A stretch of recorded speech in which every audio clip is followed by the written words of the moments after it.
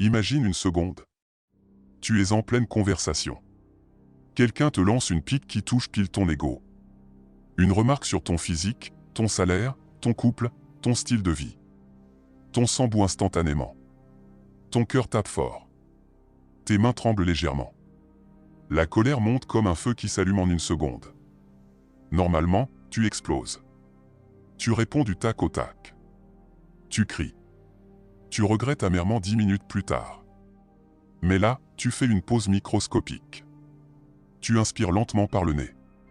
Ton visage reste totalement neutre. Tu laisses passer 3 secondes. Puis tu réponds d'une voix posée, presque amusée. L'autre s'attendait à te voir craquer.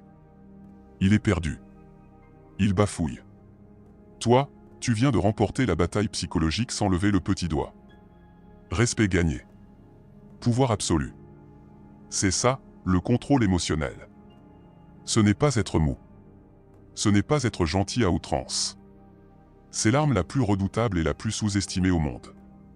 Une arme que la quasi-totalité des gens abandonnent, pendant que les vrais dominateurs s'en servent pour écraser la concurrence, préserver leurs relations, grimper les échelons, gagner de l'argent et vivre libre.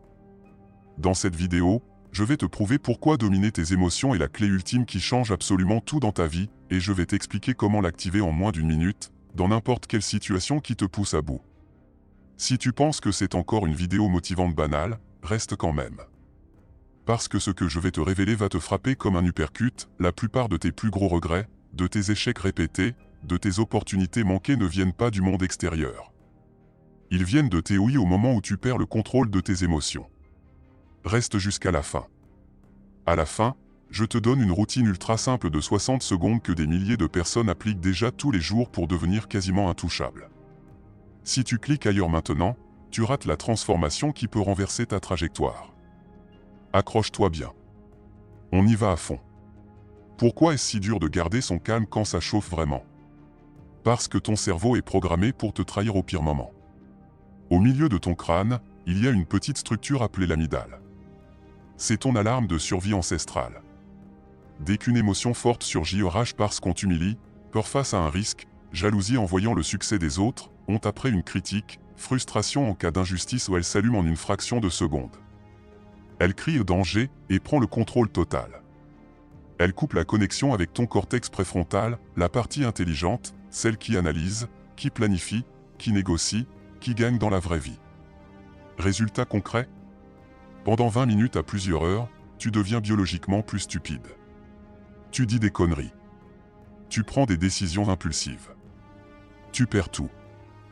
Pense à ces moments où tu as vrillé pour rien, un commentaire méchant sur les réseaux qui t'a fait répondre en majuscule et passer pour l'énervé, un collègue qui te vole ton idée en réunion et te fait passer pour le jaloux instable, une dispute avec ton partenaire pour un détail qui dégénère en silence radio pendant des jours, un message mal interprété qui te rend parano toute la nuit. Après coup, tu te dis toujours « Mais pourquoi j'ai réagi comme un idiot ?» Parce que l'amygdale a conduit. Et souvent, la personne qui t'a provoqué l'a fait sciemment. Elle voulait te faire sortir de tes gonds. Te rendre prévisible. Te faire perdre la partie. Et toi, tu es tombé dans le piège. Maintenant, imagine l'inverse total. Tu restes de marbre. Ton visage ne trahit rien. Tu souris même légèrement. Tu réponds avec une précision chirurgicale. L'autre s'énerve tout seul. Il perd sa crédibilité devant tout le monde. Toi, tu gagnes instantanément le respect de tous les témoins. C'est précisément comme ça que les leaders, les entrepreneurs à succès, les athlètes de haut niveau, les négociateurs gagnent 90% de leur bataille, pas en étant le plus fort physiquement, pas en criant le plus fort, mais en contrôlant parfaitement leurs émotions. Les preuves sont implacables, les personnes qui maîtrisent leurs émotions gagnent en moyenne 30 à 40% de plus dans leur carrière selon des études de Harvard et d'autres universités. Elles ont 2 fois moins de burn-out. Leurs relations amoureuses et amicales durent 3 fois plus longtemps. Leur santé est nettement meilleure, moins de cortisol chronique signifie moins de problèmes cardiaques, moins d'insomnie, moins de maladies liées au stress, et une espérance de vie plus longue. Ce n'est pas de la spiritualité vague. C'est de la neuroscience pure, validée par des décennies de recherche. L'erreur fatale que presque tout le monde fait, est essayer d'éliminer l'émotion. Je ne dois pas être en colère. Je dois rester zen à tout prix. Je dois être positif non-stop. C'est la plus grosse illusion. C'est comme dire à un volcan en éruption, arrête de cracher. La pression monte. L'émotion s'accumule. Et quand elle explose enfin, c'est 10 fois plus violent, souvent sur les mauvaises personnes, au mauvais moment. La vraie force des dominants? Accepter l'émotion sans la juger. La laisser exister. La nommer. Puis la rediriger comme un expert en arts martiaux utilise la force de son adversaire pour le projeter au tapis. Tu ne combats pas l'émotion. Tu la transformes en allié. Exemple 1, provocation en ligne. Un troll te clash violemment. Au lieu de répondre impulsivement et de te faire ban ou ridiculiser, tu te dis intérieurement, ok, colère détectée. Elle est là. Elle est légitime. Mais je décide de son destin. Tu respires. Tu transformes cette rage en une réponse intelligente, drôle ou incisive qui expose la faiblesse du troll. Résultat, tu gagnes des likes, des followers, du respect. Pas de perte d'énergie.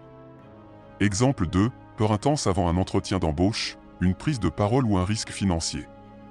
Au lieu de lutter contre la peur, arrête d'avoir peur, tu l'accueilles, ok, peur présente. Mon corps se prépare à performer. Tu rediriges cette adrénaline en hyperfocus, en voix assurée, en charisme magnétique. Des milliers de speakers et d'entrepreneurs font exactement ça. Exemple 3, jalousie quand tu vois un ami ou un influenceur poster sa nouvelle vie de rêve. Au lieu de scroller en mode haineux et te sentir minable, tu te dis, ok, jalousie. Elle me montre exactement ce que je veux. Tu transformes ça en action concrète, nouveaux projets, formation, économies agressives, grain quotidien. Exemple 4, tristesse après un échec amoureux, professionnel ou personnel. Au lieu de t'enfoncer dans le négatif, tu acceptes, ok, tristesse. Elle est valide. Puis tu la rediriges en profondeur émotionnelle, en empathie accrue, en motivation pour rebondir plus fort que jamais. Exemple 5, frustration en sport ou en entraînement. Tu rates un mouvement, tu perds un match. Au lieu de jeter ta raquette ou d'abandonner, tu canalises, ok, frustration. Elle me pousse à m'améliorer. Tu reviens plus fort à la prochaine session. Maintenant, les 3 armes secrètes que tu peux sortir à tout moment.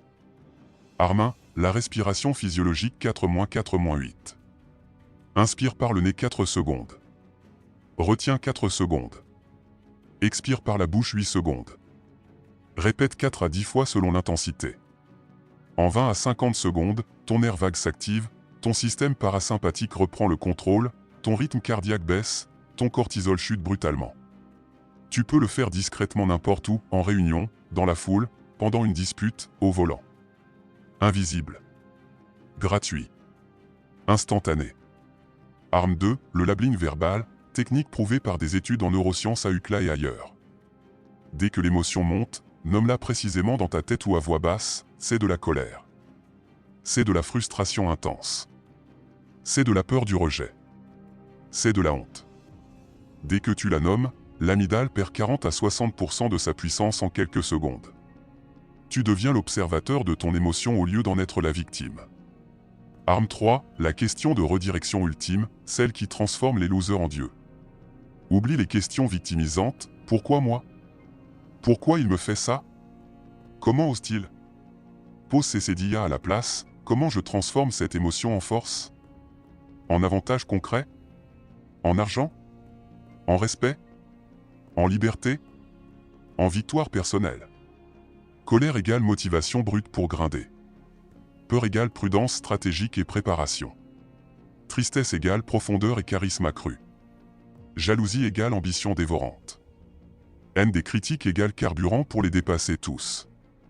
Routine complète de 60 secondes, applique-la 5 à 20 fois par jour, dès que tu sens l'émotion grimper.